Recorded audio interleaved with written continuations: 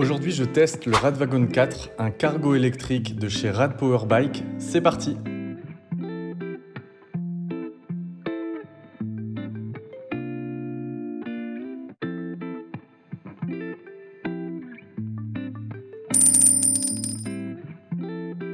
On démarre par l'unboxing. J'adore les cartons d'emballage de Rad, ils sont vraiment pensés pour être réutilisés en coloriage géant pour les enfants.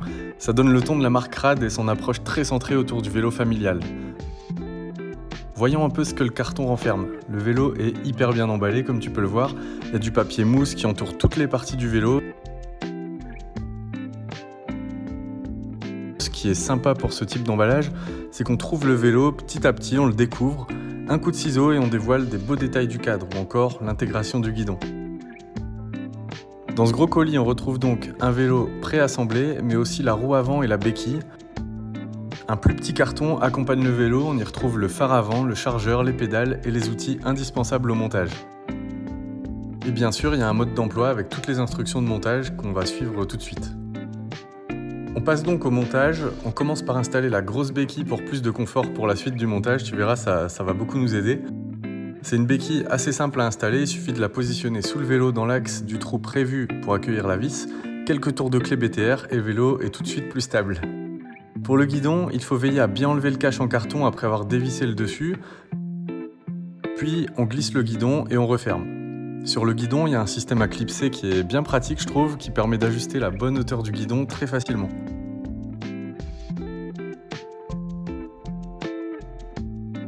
Il n'y a plus qu'à positionner correctement le grand écran de contrôle et on peut passer à la suite. On va installer la roue avant, vous allez voir c'est super facile. On commence par enlever les protections qui se trouvent sur la roue et sur la fourche. On glisse l'axe qui traverse à travers la roue et on referme sans trop serrer. Ensuite, on insère la roue dans la fourche et on resserre avant de fermer avec l'attache rapide.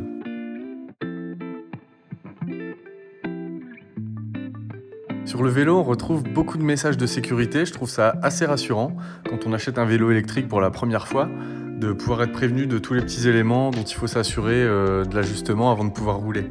Les pédales sont faciles à visser, on démarre à la main et puis on termine avec la clé. Un dernier petit réglage au niveau du ressort de la roue avant et c'est terminé.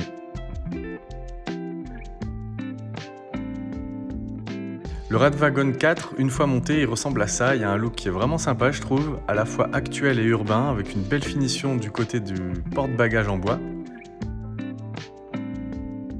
De mon côté, j'ai décidé de le customiser un peu avec des accessoires qui sont vendus également par Rad Power Bikes. L'idée, c'est de le transformer en cargo capable de transporter 2 enfants à l'arrière. Donc pour ça, j'ai commandé environ 450-500 € d'accessoires en tout genre. Ça vous dit de regarder ce que contiennent les cartons ?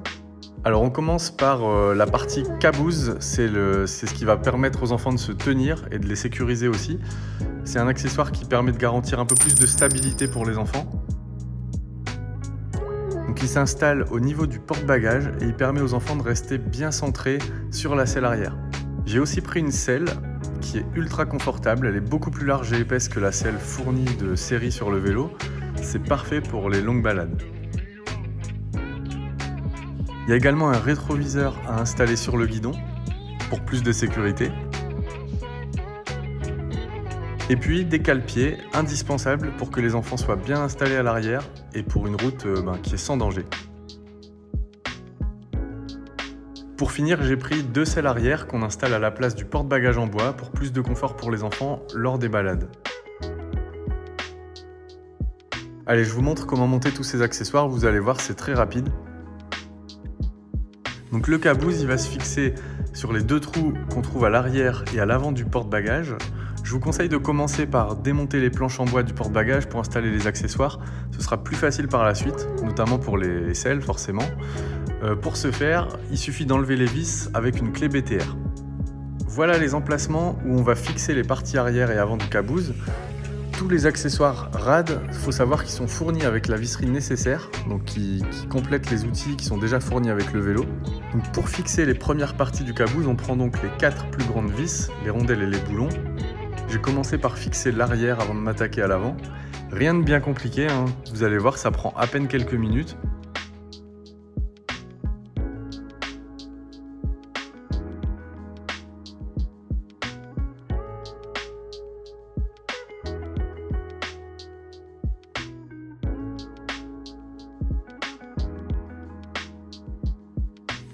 Ensuite, on va s'attaquer aux barres latérales, celles que les enfants tiendront pour se maintenir sur le vélo.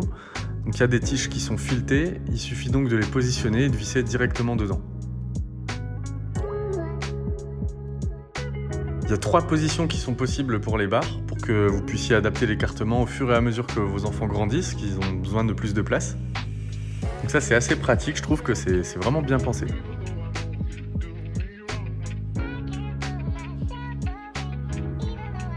Une fois que le caboose est en place, c'est le moment d'installer les selles arrière.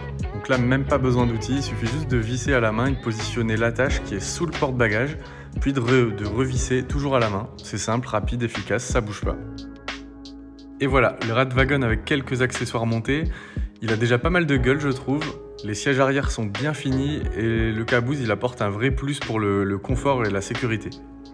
On s'attaque à la selle, il faut dévisser les 2 vis qui se trouvent sous et sur le côté de la selle.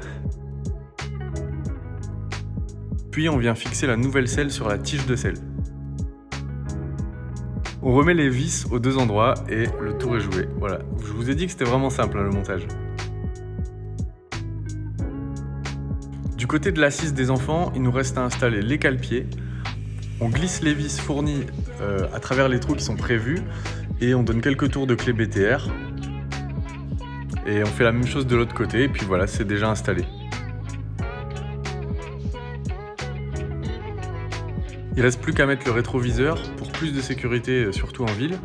Là, la tâche elle est fournie directement montée. On enlève la vis, on glisse la tâche sur le guidon, on positionne le rétro et on revisse toujours à la clé BTR.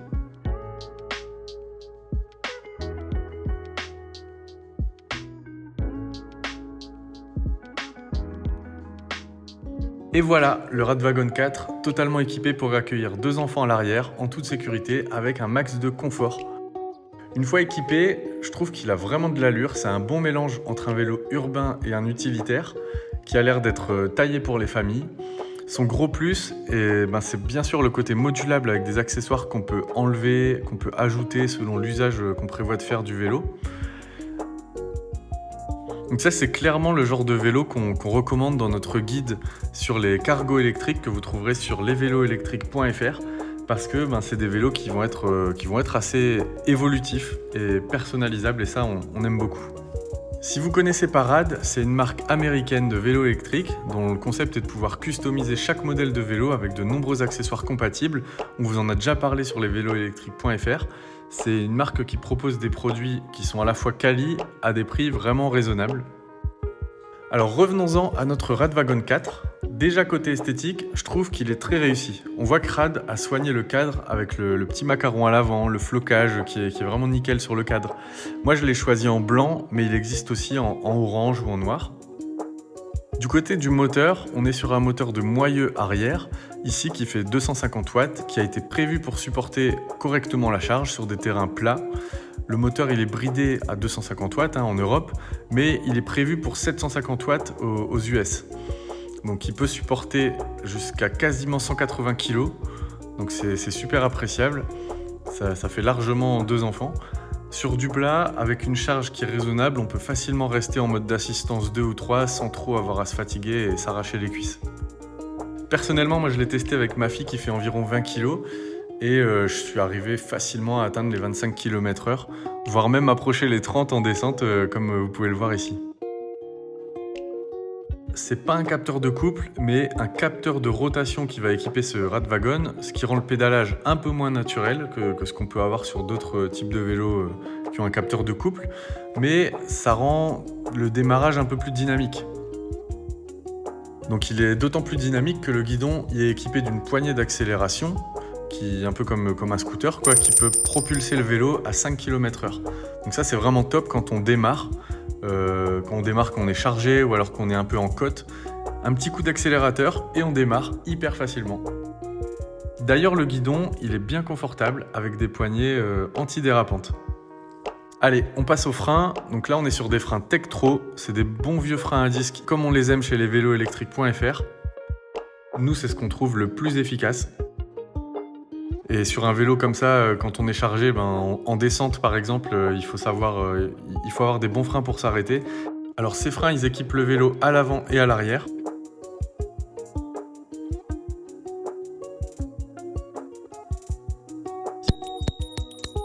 Un petit point sur l'intégration du vélo, on le sait, c'est pas forcément la force sur les vélos rad et malheureusement le Radwagon ne fait pas exception.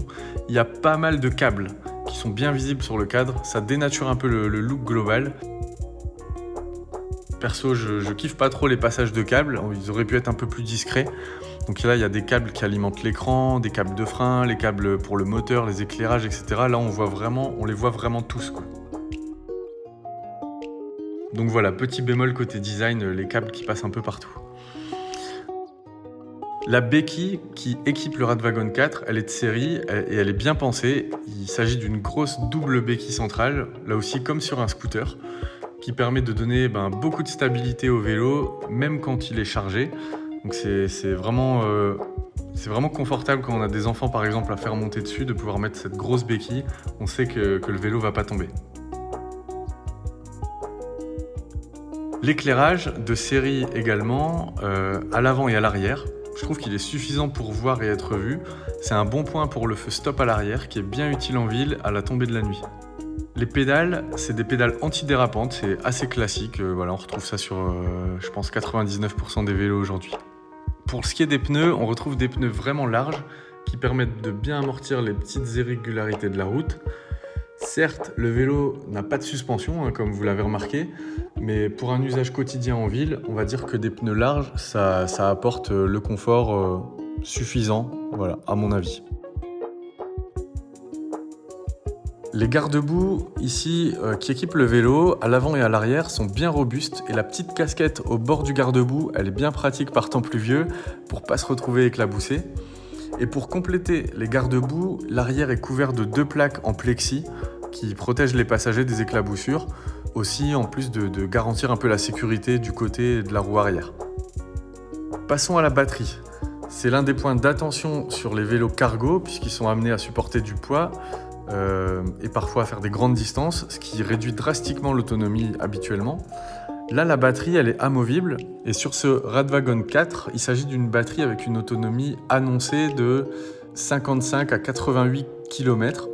Et pendant notre test, on a réussi à aller jusqu'à 55 km. L'écran de contrôle qui équipe ce vélo, il est large, il est confortable à l'usage. On retrouve les infos, on va dire, habituelles et essentielles. Par exemple, le niveau de la batterie, la vitesse, la distance parcourue, le niveau d'assistance. Ici, il n'y a que 3 boutons sur le guidon, donc c'est très simple. Un pour allumer et 2 autres pour régler le niveau d'assistance. En roulant, j'ai trouvé que le vélo était vraiment confortable, vraiment maniable. On oublierait presque le poids des passagers, puisque le moteur il fait vraiment bien le taf. La selle qui équipe le vélo de base, elle est un peu basique, mais le bon point, c'est dans le fait qu'elle soit réglable en hauteur. Elle peut atteindre 94 cm, donc c'est un vélo qui peut même convenir à des grands. D'un point de vue du dérailleur, ici on est sur du Shimano avec 7 vitesses et une chaîne, tout ce qu'il y a de plus classique finalement. Les vitesses, elles se passent au pouce. Un coup de main à prendre, moi je trouve que c'est assez pratique à l'usage. Le passage des vitesses, c'est précis, ça se fait sans difficulté. Voilà, on a fait le tour du propriétaire, il n'y a plus qu'à le voir en conditions réelles de test. C'est parti, on va l'essayer maintenant. Donc moi j'ai parcouru à peu près une 50aine de kilomètres avec ce Radwagon avant de vous faire cette vidéo. Et les sensations de conduite, elles sont vraiment sympas. Le démarrage il se fait facilement, on sent qu'il n'y a pas de difficulté quand on le charge. À condition bien sûr d'adapter le niveau d'assistance et de régler correctement les vitesses. Ça c'est un peu le truc à avoir en tête. C'est pas un vélo qui est conçu pour la montagne, évidemment, mais j'ai tout de même réussi à faire des petites montées sans me faire un ligament croisé.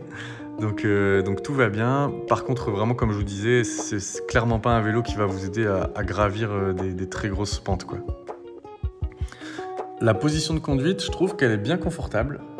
Moi, j'ai personnellement apprécié le fait de pouvoir installer confortablement mes enfants sans devoir faire trop de concessions, que ce soit sur le design ou sur la sécurité. Et c'est vrai que c'est un vélo qui attire un peu l'œil quand on roule en ville avec. Pour ceux qui l'ont, vous pourrez en témoigner éventuellement en commentaire. Donc dans l'ensemble, mon bilan il est assez positif. C'est un vélo qui est performant, spacieux, confortable, qui est aussi pratique pour les familles que pour les pros qui cherchent un bon utilitaire pour transporter des charges par exemple. Et donc tout ça pour moins de 2000 €. Et surtout, c'est un cargo qui a pas à rougir de ses composants, hein, parce qu'on l'a vu, il y a quand même pas mal de grosses marques de pièces qui ont été intégrées dans la conception de ce vélo, même s'il y a aussi une part de composants, on va dire plus maison de rad. Donc concrètement, bah voilà, c'est un vélo qui va vous permettre de remplacer une seconde voiture en ville par exemple, ou carrément votre voiture si vous faites que des petits trajets.